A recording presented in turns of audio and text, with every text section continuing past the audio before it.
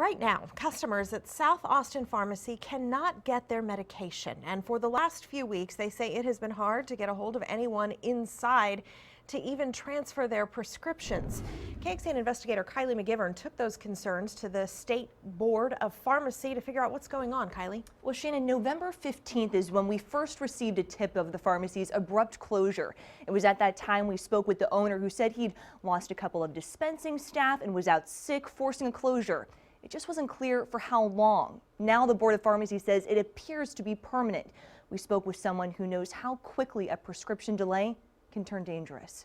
Doors locked, lights off, and patients left in the dark. I've heard that the pharmacy opens one day and then closes the next day, so I don't know what's going on. Dr. Rudy Alamia came to South Austin Pharmacy in search of answers for his patients. He was met with misleading signs and no sign of service. So this kind of concurs that we definitely have a big problem, and I don't think our patients should have to deal with not knowing what's going on. The Texas Board of Pharmacy tells us it's been in contact with the owner up until the last couple of days. Since then, it's been unable to reach him. Yeah, there's some life-saving medications that our patients have that need, and insulin is one of those. Some of these insulins can't be bought anywhere else.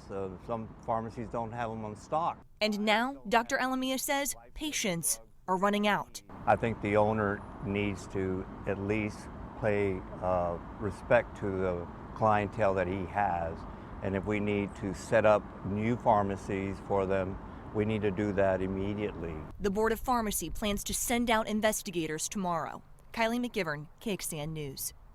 And we reached out to the owner and his attorney, who is working to get us a response. South Austin Pharmacy, it's important to note, has no history of disciplinary action. Its license is set to expire at the end of the month. So we asked the Board of Pharmacy what patients are supposed to do in this type of situation.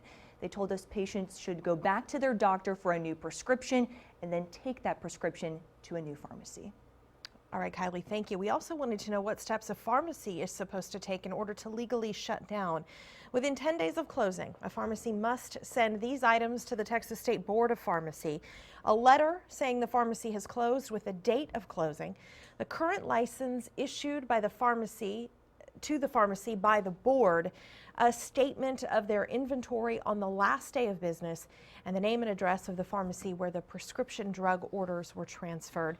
They must also send a letter to the appropriate DEA divisional office explaining that the pharmacy has closed.